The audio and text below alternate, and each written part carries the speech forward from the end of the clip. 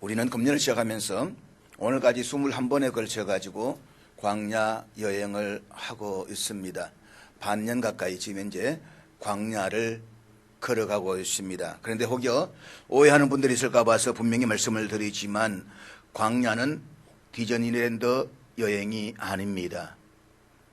광야를 아무리 좋게 표현한다라고 해도 광야는 광야입니다. 광야는 결코 즐겁고 멋진 곳이 아닙니다. 광야는 모든 것이 부족하고 없는 것 투성이입니다. 뿐만 아니라 광야는 아무것도 할 수 없는 곳입니다. 때문에 광야는 살아가기에 고통스럽고 힘든 땅입니다.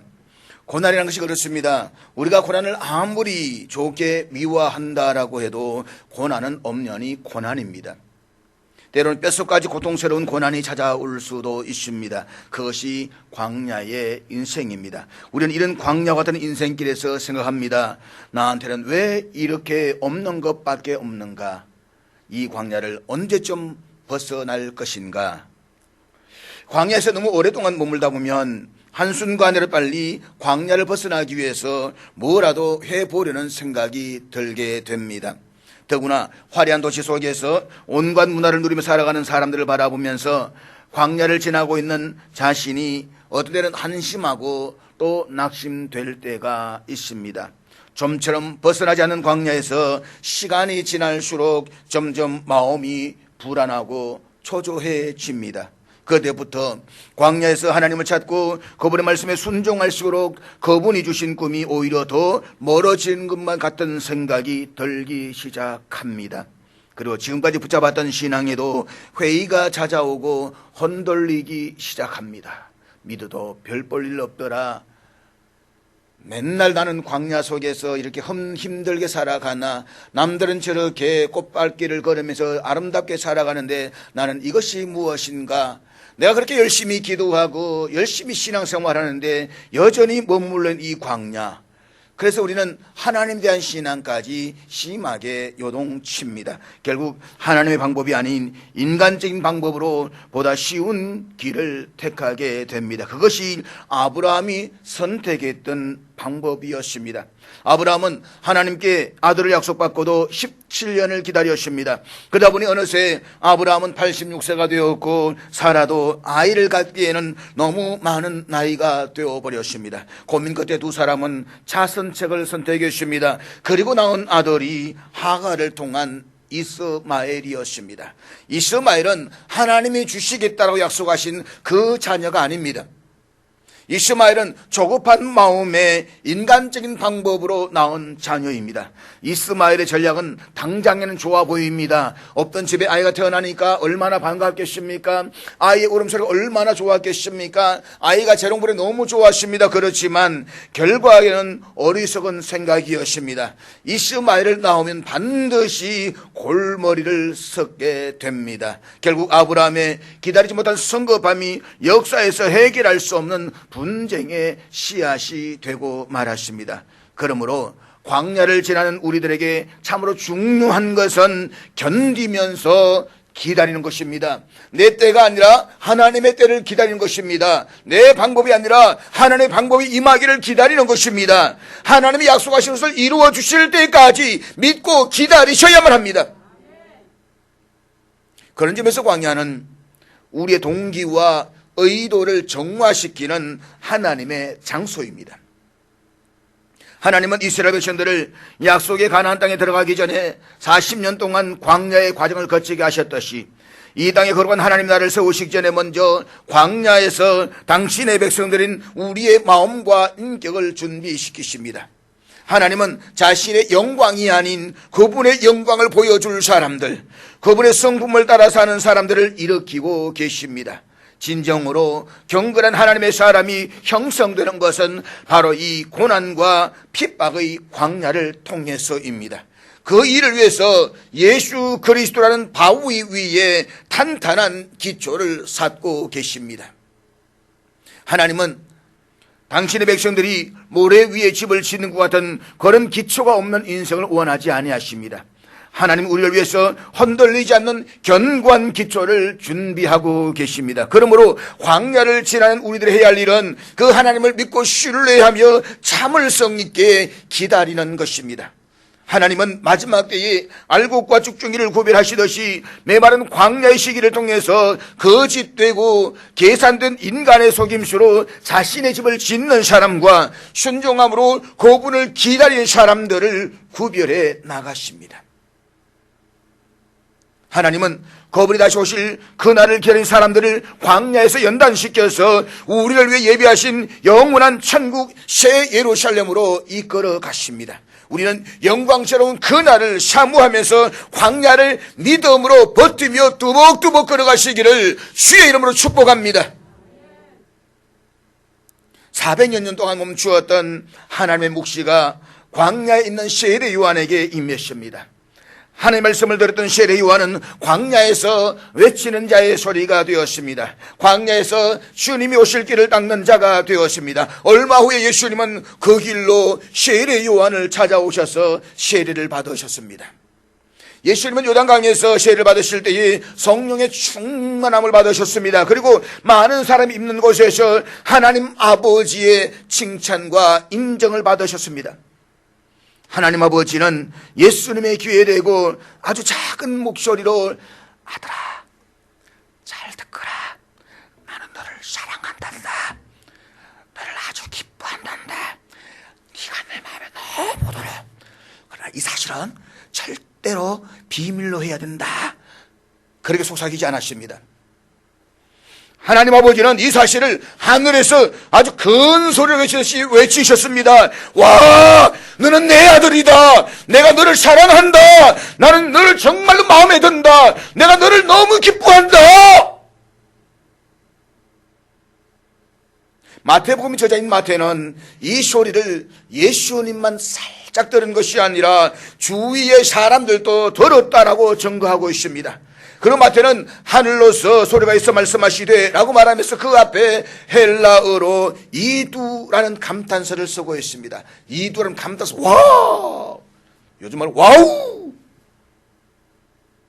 이것은 하늘에서 하나님의 말씀이 들려온다는 것을 상상조차 하지 못하고 있었던 사람들에게 실제로 이러한 놀라운 하나님의 음성이 들려왔을 때 부르짖는 놀라움의 감탄사입니다. 하늘에서 소리 들려옵니다. 너는 내 아들이다. 내가 너를 사랑한다. 내가 정말 너를 기뻐한다. 너는 내 마음에 든다. 이 소리가 하늘에서 들려왔을 때에 사람들 어떻게 반응하겠습니까? 여러분들 어떻게 반응하시겠습니까? 와!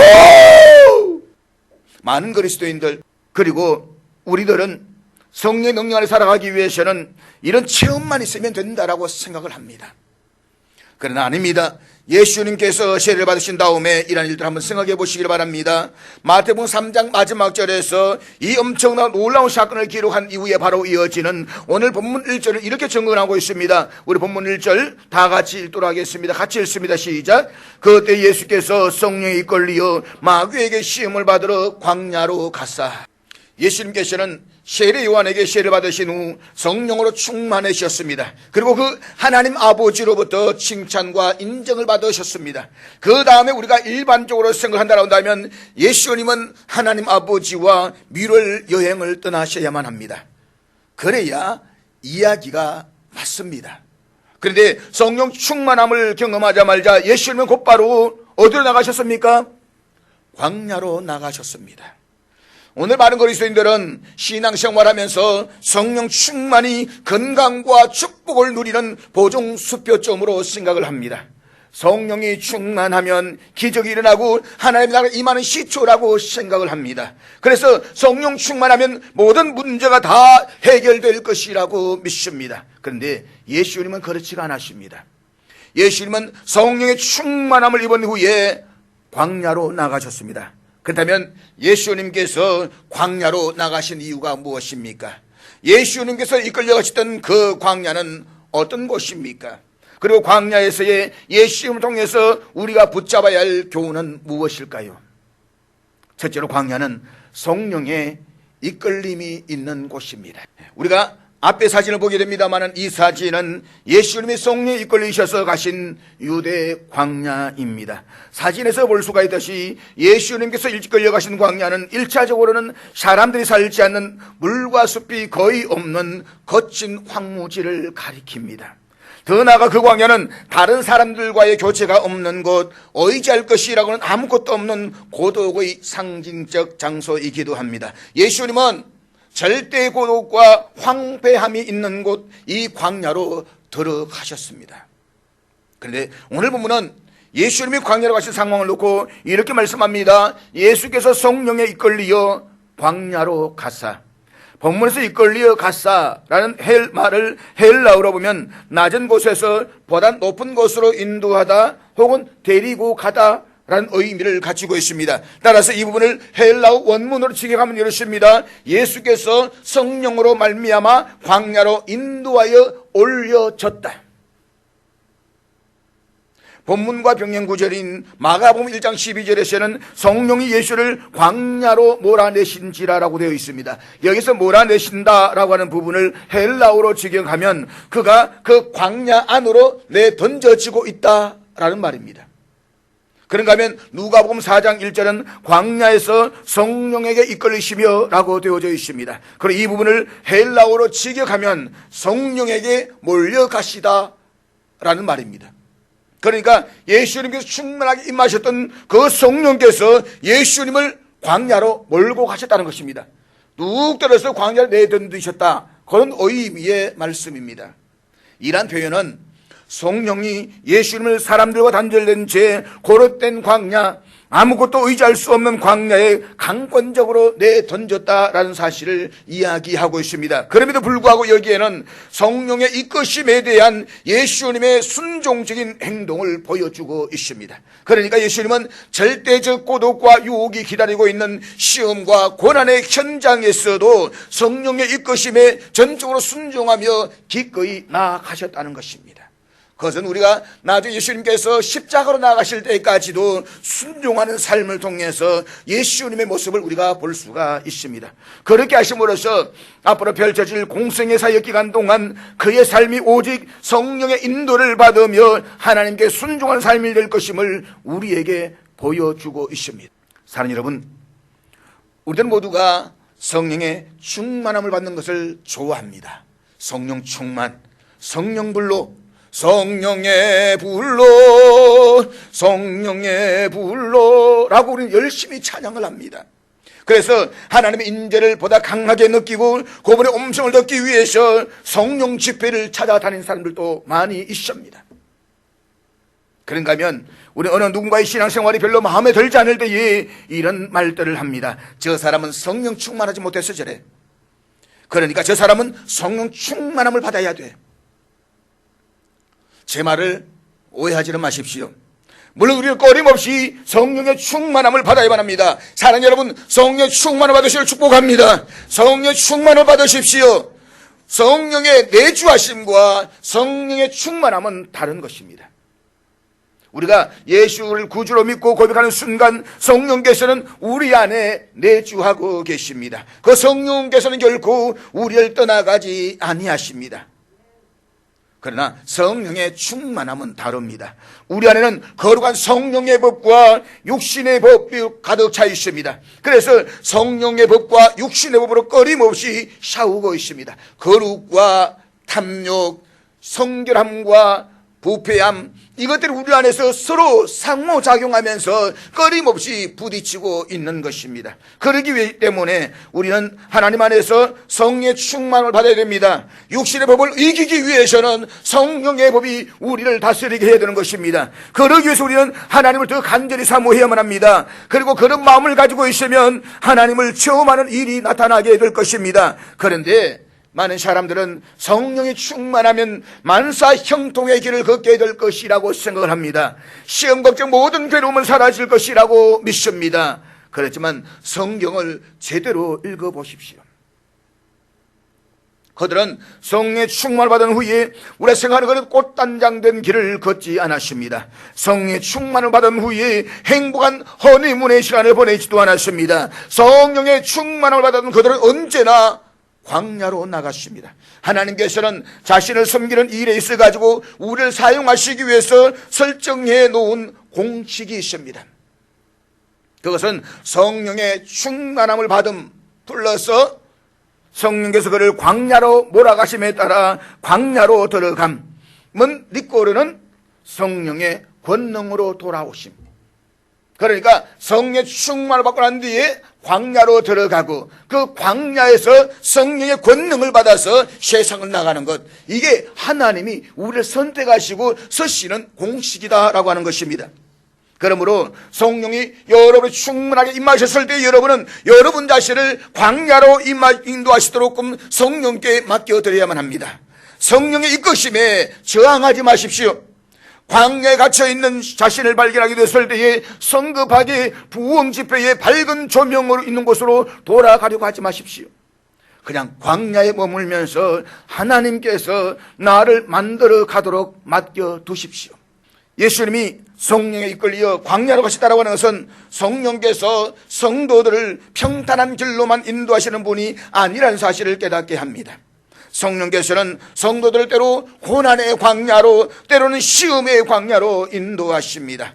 그러나 이 모든 인도하심이 하나님의 뜻을 이루며 성도들의 영적 유익을 위한 것임을 믿으시기를 주의 이름으로 축복합니다.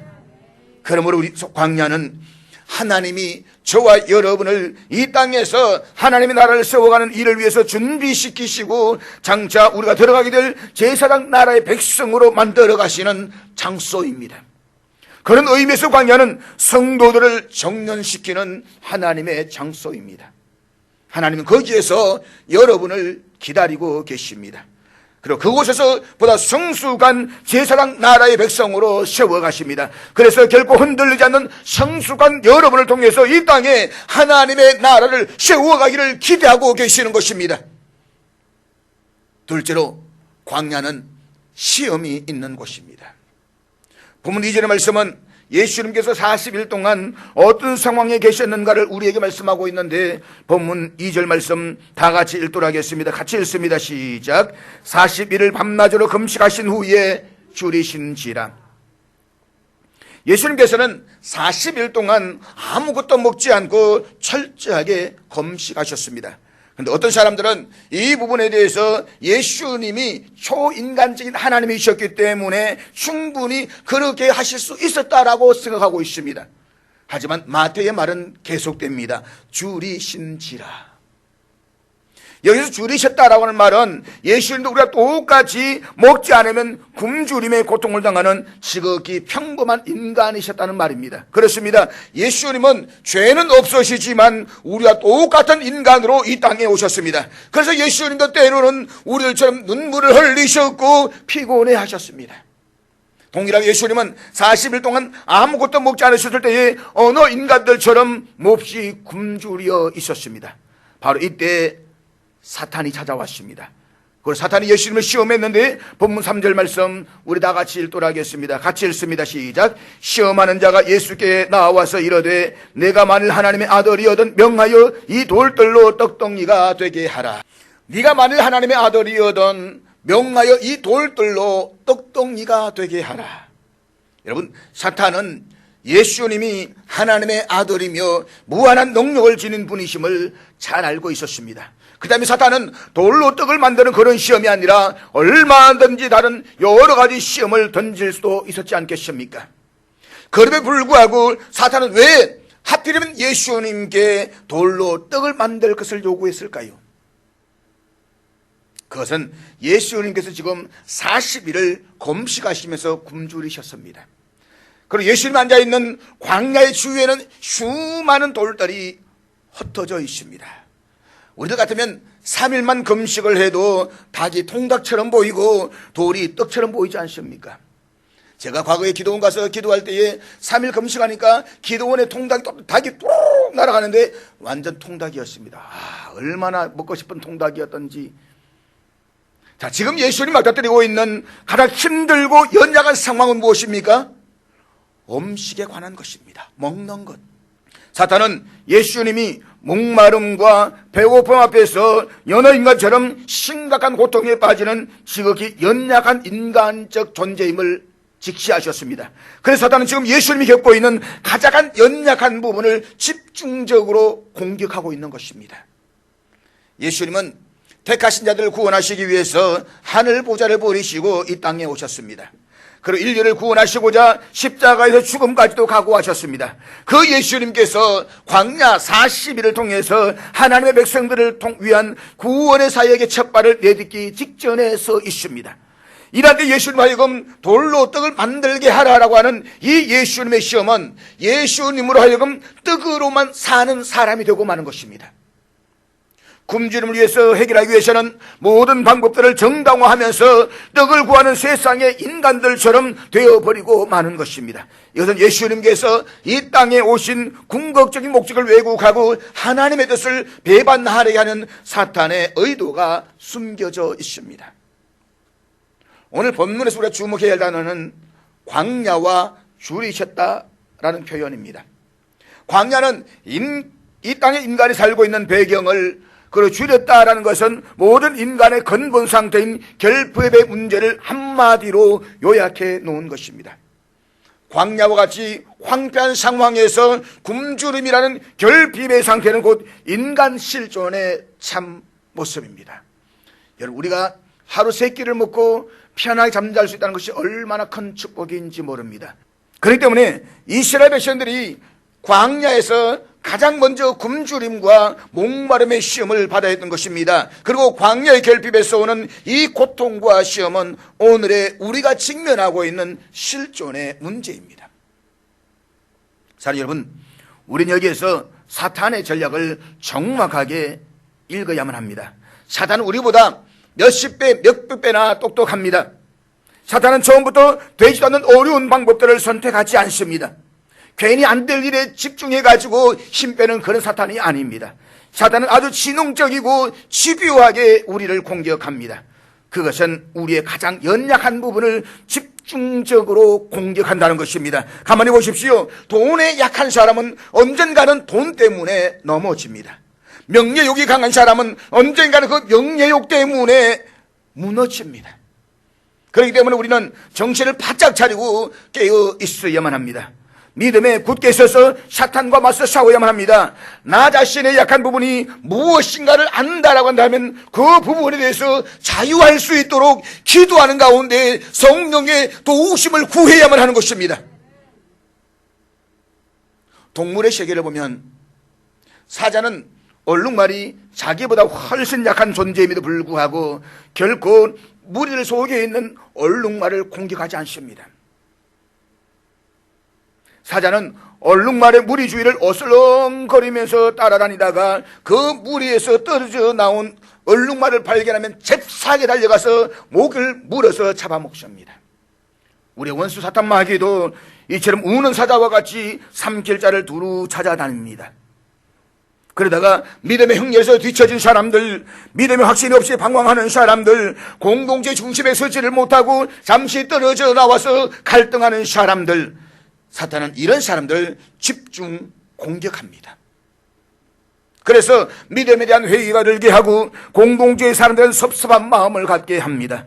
공동체의 목소리가 아닌 다른 목소리를 듣게 합니다. 자신이 아닌 교회 목사의 메시지가 아닌 다른 메시지에 심취하게 만듭니다. 결국에는 함께 해왔던 믿음의 공동체를 떠나가게 됩니다. 이것은 신앙생활에서 시험이 들고 방황하는 사람들의 수학 공식입니다.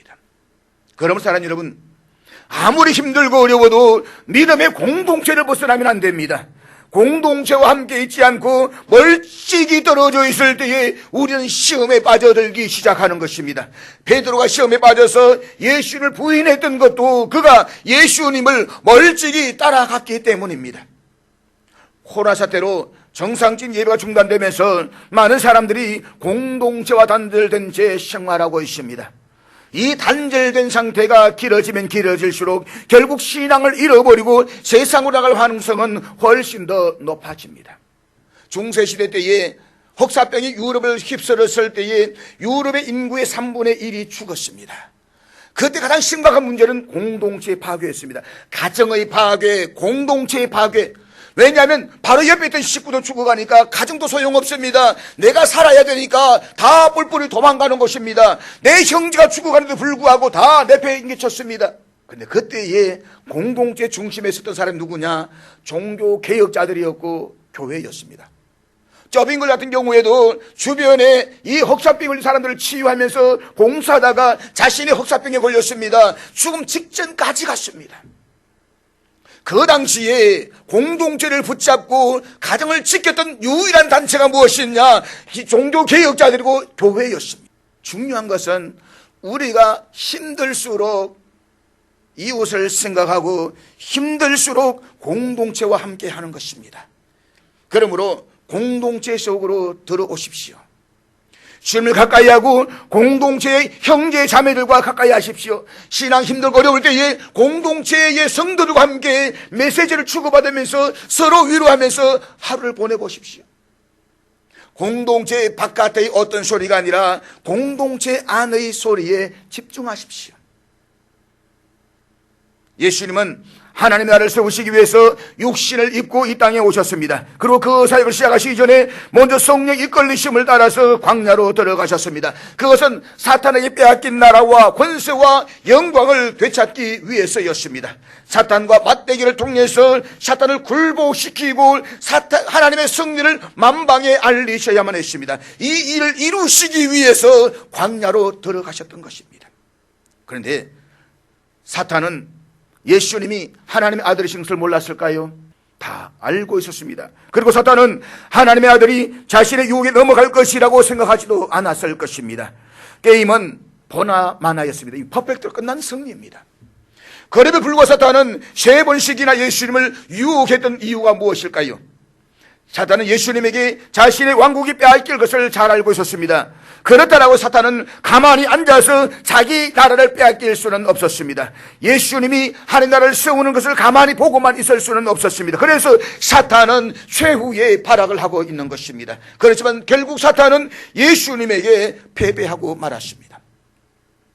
사랑하는 여러분, 에덴 동산에는 생명나무 실과만 있었던 것은 아닙니다. 거기에는 사탄도 같이 있었습니다. 사탄의 유혹에 넘어간 아담과 하와는 결국 각종 칠바로 가득 찼던 에덴 동산에서 쫓겨나 가시덤불과 엉겅퀴가 무성한 광야로 쫓겨나야만 했습니다. 그렇게 인류는 사탄에게 넘어가 에덴 동산을 잃어버리게 되었습니다. 그런데 세상을 극진히 사랑하신 하나님께서는 인류가 사탄의 권세 아래서 영원히 고통당하는 것을 가만히 보실 수가 없었습니다. 범죄한 인간 인류를 향한 하나님의 뜻은 심판과 저주가 아니라 에덴 동산의 회복을 통한 사랑이었습니다. 이 일을 이루시기 위해서 하나님이신 예수님께서 친히 인간의 몸을 입고 이 땅에 오셨습니다. 그리고 사역을 감당하시기 전에 사탄의 왕관을 벗기기 위해서 광야로 이끌려 들어가셨던 것입니다. 예수님은 사탄을 발 아래 짓밟고 그를 쫓아내셨습니다. 그렇게 하심으로써 사탄의 왕국이 무너지고 하나님의 나라가 세워지기 시작한 것입니다. 광야에서 시험 받으신 이야기는 사탄이 우리를 어떻게 시험하는가, 우리 어떻게 사탄의 유혹을 이길 수 있는가를 보여주기 위해서 기록한 것이 아닙니다. 이 이야기는 단순히 사탄의 유혹에 관한 이야기가 아니라 하나님의 나라와 사탄 왕국 전쟁에 관한 이야기입니다. 하나님의 아들과 이상 임금인 사탄과의 영적 전쟁의 이야기인 것입니다. 여러분, 전쟁은 소꿉장난이 아닙니다. 아무리 전쟁을 미워한다라고 해도 전쟁은 사람의 생명을 빼앗는 전쟁입니다. 잊지 마십시오. 우리는 지금 영생을 위한 치열한 영적 전쟁을 치르고 있는 것입니다. 여기서 살아남으면 우리 영생을 누릴 것이지만 여기서 무너지면 우리는 저 영원한 지옥으로 떨어지고 마는 것입니다. 물론 예수의 발 아래 짓밟히고 굴복한 사탄은 더 이상 하나님의 백성들에게 왕노릇할 수는 없습니다. 그는 이미 무장해제가 되었습니다. 그리고 요한계시록의 말씀처럼 마지막 때에는 영원한 무적행에 던져지게 될 것입니다. 지금 사탄은 한시적이고 제한적으로 활동하고 있습니다. 그런데 여러분, 지렁이도 밟으면 꿈틀거립니다. 사탄도 아직은 완전히 멸망하지 않았기 때문에 최후의 발악을 하고 있습니다. 한 영혼이라도 무지갱으로 데리고 가려고 발악을 하고 있습니다. 때문에 사탄이 광야에서 예수님을 넘어뜨리기 위해 유혹했듯이 계속해서 지금도 우리를 유혹하고 있습니다. 사탄은 모든 사람들을 미혹해서 지옥으로 함께 데리고 가려고 합니다. 그것이 사탄이 존재하는 유일한 이유입니다. 그런데 사탄은 모든 사람을 다 미혹하지는 않습니다. 가만히 놔둬도 스스로 넘어지고 무너지는 사람은 건드리지 않고 그냥 내버려 둡니다. 왜요? 그냥 가만히 놔둬도 스스로 넘어지고 엎어져서 지옥을 할 것이 뻔하기 때문입니다. 사탄은 하나님 택하신 믿음의 성도들을 미혹해서 믿음의 길에서 떠나도록 만듭니다. 그렇기 때문에 우리는 사탄의 어떤 공격에도 넘어지지 않기 위해서 정신을 바짝 차리셔야만 합니다. 그렇다고 해서 우리는 두려워할 필요까지는 없습니다. 전에는 우리가 사탄의 지배 아래 있었지만 이제는 예수님이 우리의 대장이 되어오셔서 우리를 지켜주십니다. 예수님이 임마누엘 하나님 되셔서 언제나 우리와 함께 하십니다. 우리는 예수 그리스도의 이름으로 영적 전쟁에서 능히 이기고도 남을 것입니다. 그러기 위해서 광야에서 우리가 해야 할 일은 무엇일까요? 셋째로 광야에서는 하나님의 말씀을 붙잡아야만 합니다. 오늘 보면 사탄이 예수님을 시험하고 넘어뜨리기 위해서 가장 먼저 꺼낸 말이 있습니다. 네가 만일 하나님의 아들이거든. 사탄이 이 말을 사용한 이유가 무엇일까요? 예수님께서 세를 받으실 때에 하신 하늘부터 이는 내 사랑하는 아들이요 내 기뻐하는 자라는 하나님의 음성이 있었습니다.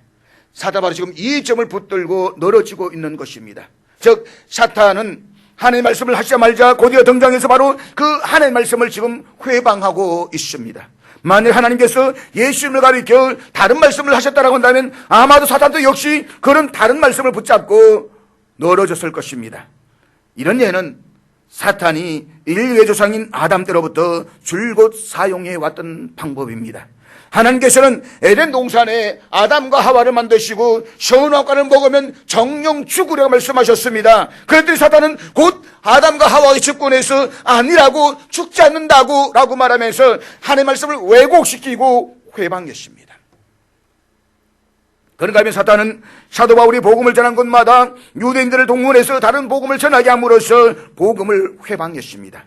이처럼 하나님의 말씀이 선포되는 곳이나 복음의 씨앗이 뿌려지는 곳마다 뒤이어 나타나서 방해하고 회방하는 사탄의 공격은 지금도 계속되고 있는 것입니다. 그래서 말씀을 들을 때 그 말씀을 내가 전심으로 받아야 되는데 아니라고 설마라고 자꾸만 뭔가 인본주의 생각이 우리 속에 심어놓습니다. 그 말씀을 다시 보면 다르게 해석하려고 합니다. 그 말씀을 왜곡시키는 것입니다. 그 말씀이 내 마음속에 부딪혀오지 않도록 만들어버리는 것입니다. 이것이 사탄의 전략입니다.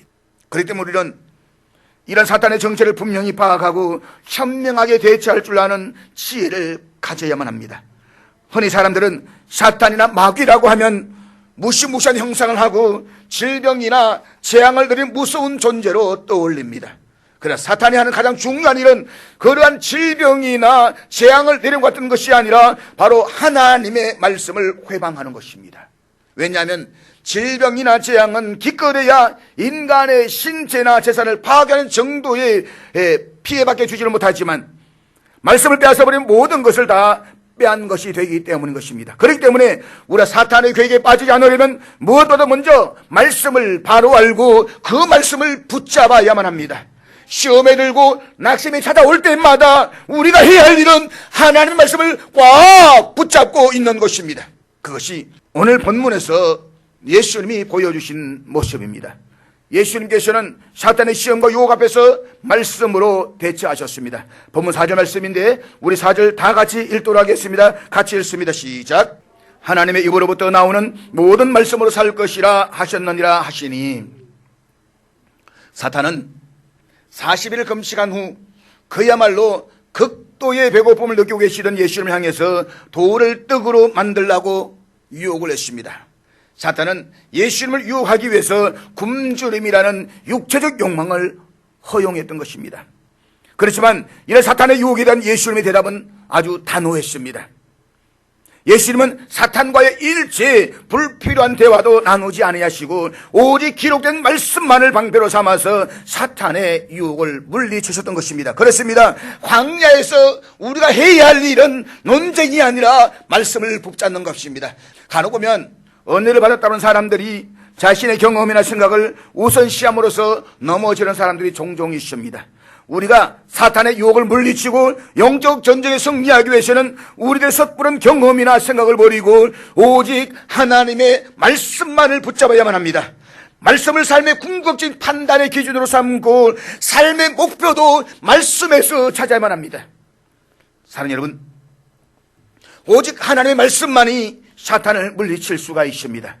오직 말씀만이 우리를 황폐한 광야의 인생에서 벗어나 영생의 천국으로 인도할 수가 있습니다. 그러므로 여러분이 강하고 능력 있는 삶을 살기를 원하신다는 사람 여러분, 하나님의 말씀을 붙잡으시기를 바랍니다. 사탄의 유혹을 물리치고 승리하기를 원한다면 하나님의 말씀만을 의지하십시오. 왜냐하면 하나님의 말씀만이 사탄의 강력한 주인을 파하는 하나님의 능력이기 때문입니다. 예수님은 성령 힘에 이끌려서 광야로 들어가셨습니다. 예수님이 그렇게 광야로 들어가신 것은 이제 곧 있을 공생의 사역을 준비하시기 위해서였습니다. 누가복음 4장을 읽어보게 되면 누가는 예수님이 광야로 이끌려 들어가실 때는 성령으로 충만했지만 광야에서 40일간 시험을 받은 후에는 성령의 능력을 받아서 돌아오셨다라고 했습니다. 들어가실 때는 성령 충만했지만 나오실 때는 성령의 능력으로 충만했다. 그리고 세상을 향해서 하나님의 나라를 선포하셨습니다. 그렇습니다. 우리는 때로 광야를 걸어가게 될 것입니다. 광야에 서 있게 될 것입니다. 그렇지만 그 광야에서 우리는 하나님의 말씀을 붙잡고 이김으로써 성령의 능력을 받아야만 합니다. 그리고 이 땅에 거룩한 하나님의 나라를 세워가야 되는 것입니다. 사랑하는 여러분, 사탄은 화려한 도시 속에 살아가는 우리들에게 욕망지상주의, 물질 우선주의를 내세우면서 그 욕망을 채우기 위해 끊임없이 유혹하고 있습니다. 떡이면 다 된다라고 속삭이고 있습니다. 그러나 인생의 광야에서 떡보다 더 소중한 것이 있습니다. 그것은 바로 하나님의 말씀입니다. 인생의 광야에서 육신의 생명을 유지하고 욕구를 채워줄 수 있는 것보다 더 가치 있고 우선되는 것이 있습니다. 하나님의 말씀입니다. 하나님의 말씀만이 우리를 살릴 수가 있습니다. 하나님의 말씀만이 우리를 영원한 가나안으로 인도해 주실 수가 있습니다. 그러므로 인생의 광야에서 사탄이 얽어매는 모든 것들을 끊어버리고 오직 하나님의 말씀을 붙잡고 그 말씀에 의지해서 영원한 가나안 천국을 향해서 나아가는 참 자유인이 될 수 있기를 주의 이름으로 축복합니다.